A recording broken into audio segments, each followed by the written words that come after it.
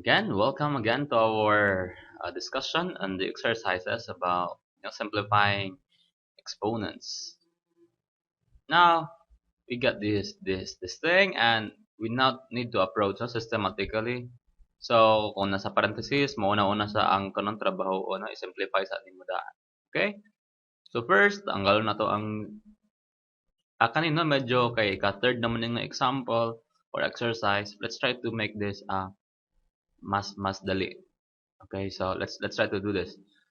Pinakadali aning way, kabulot nga ang c to the 0 kay 1 lang na siya, no? So wala lang na siya effect bali. So bali karon ato nang isa ka diretso. What I'll do is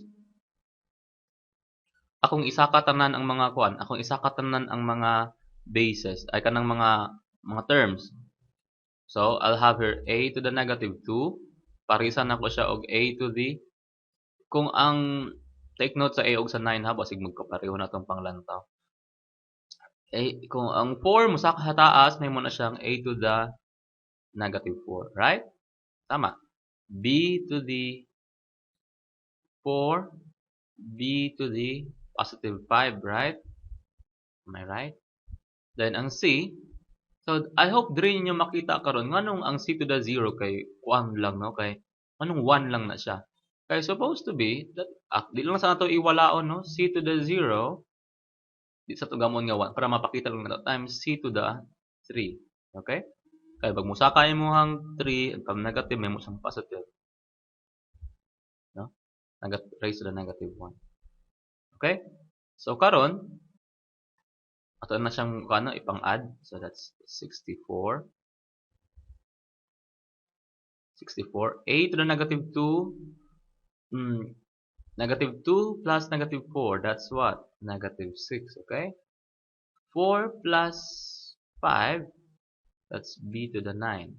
And diri niyo makita karon nganong murag 1 wala lay gamit ng c to the 0 because 0 plus 3 is c3 lang na siya balik gihapon. Okay? So I hope by this time that makonvince na mo nga ang z to the 0 1 lang gid dihay or wala gud siya daay kanang effect, no?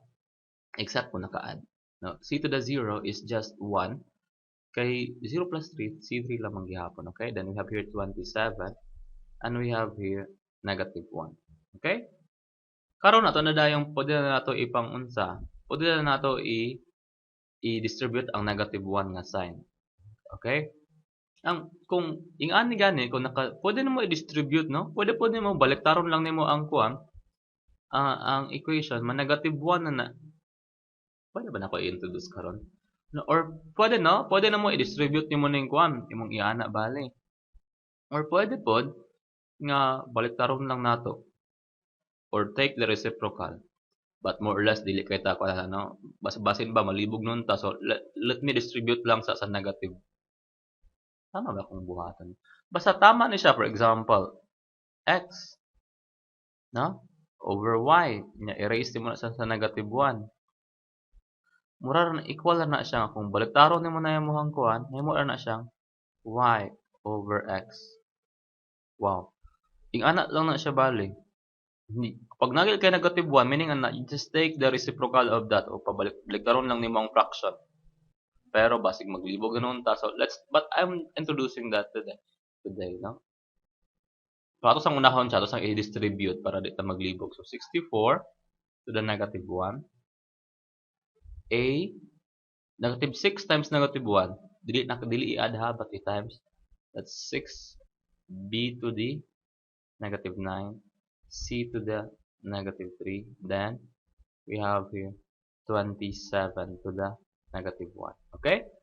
Next step will be, dapat wala kay makita nga mga negative sa imong final answer. Meaning, pag na kay negative, imo siyang i-dalon sa ubos para may mo siyang positive. O naka sa ubos, dalon sa taas. Okay? So, kani 64, ito ibutang sa ubos. Kaning A6, pabilin lang. B to the negative 9, para mahimong positive, B to the 9 sa ubos. Kanang C to the negative 3, so C3. 27, ngayon mo siyang sa taas na. But take note, normally we put the constant sa kilid, no? Sa una ang constant kontra sa variable. So this is our final answer. Pwede pod kung imo lang gikan daan na imo nang gitake nga approach, i-reciprocal lang nimo mawala ng negative, mahimo na siyang 27. Wait, so may baliktad ano? Take the reciprocal lang ana. 27 over what? 64, a to the negative 6, b to the 9, c3. Okay? Unya karon kadi makagusto nga na ay negative sa ubos. So mas dali ni siya no, kadi naman ka mag-distribute pa sa negative. Basta nagali kay negative, ang reciprocal ana kung imo nang ipabalihon ni siya, ang negative ana kay mawala lang bali no. So kani siya karon, ang a to the 6 na imong ipasaka kay para mawala siya, di siya may mong negative. Okay? 64, b to the 9, c3. Okay? Anyway, 27 and 64, well, di naman na siya ma-simplify, di ba? Simplify pa ba? Because this is what? 27 is 9 times 3. Then 64 is 8 times 8. So wala sila common. No? So I think this is the final answer. Okay? Wala tong final answer natin. Usually, I put a box my final answers. So that's it. Thank you.